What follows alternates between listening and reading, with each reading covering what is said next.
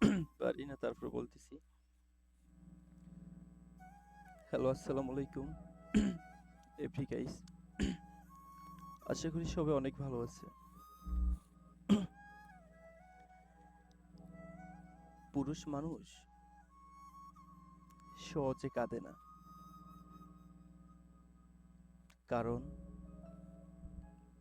পুরুষের চোখের জল মানায় না। জন্মের পর থেকে তাদের মাথা ঢুকিয়ে দেওয়া হয়, যতই কষ্টই হোক তোমার চোখের জল আনা যাবে না। নারীরা হুটহাট কেঁদে উঠতে পারে, নারীরা রাগে কাঁদে, কষ্টেও কাঁদে, কিন্তু কিন্তু পুরুষ কখনো অভিমান কিংবা রাগের মাথায় কাঁদে না।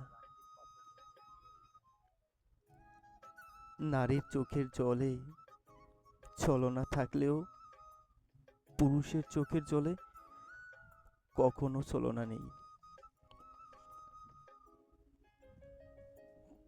তবুও যদি কোনো পুরুষ কাঁদে, তবে বুঝতে হবে সে বড় কষ্টই পেয়েছে এবং আসলেই কাঁদছে। পুরুষ কান্নার অভিনয় করতে পারে না। পুরুষের পুরুষের কান্নার দৃশ্য ভয়াবহ। পুরুষের কান্নার কারণ তীব্রতর হয়। তবুও পুরুষেরা কাঁদে। পুরুষ কাঁদে চার দেওয়ালে আড়ালে। পুরুষ কাঁদে বারবার ইন্টারভিউ ভরে, ব্যর্থ হয়ে সার্টিফিকেটের দিকে তাকিয়ে। পুরুষেরা কাঁদে সংসারের চাহিদা না মেটাতে পেরে।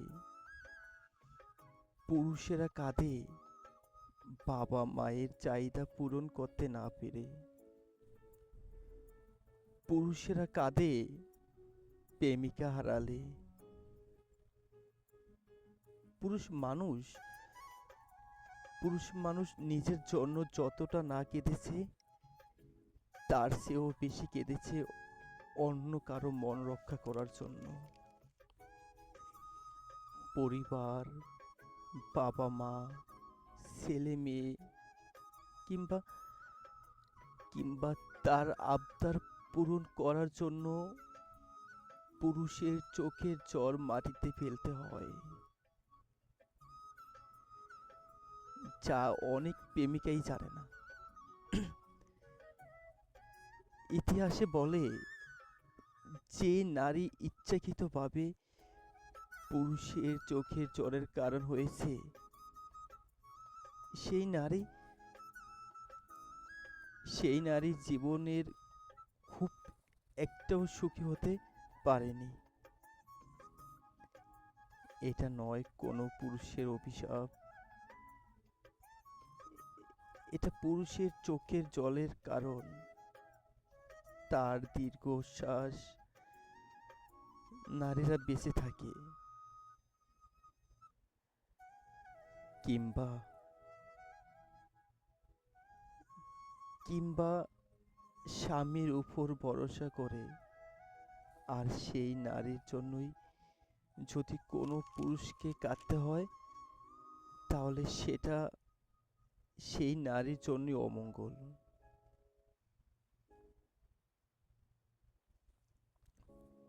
পুরুষের চোখের জল বিফলে যায় না, প্রকৃতি তার প্রতিদান দেয়।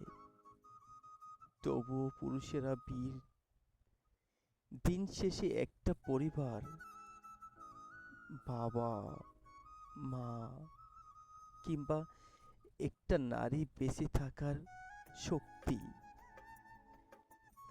পুরুষকে কাঁদিয়ে যে নারী জীবনে বড় হতে চেয়েছে, তার সারা জীবন ভাঙতে ভাঙতে গেছে।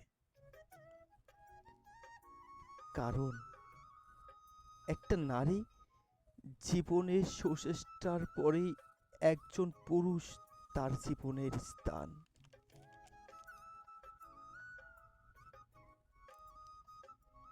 তোমরা কথা বলো। এই আকাশ অনাসো। পিকে লাগাও না। উম, এটাই।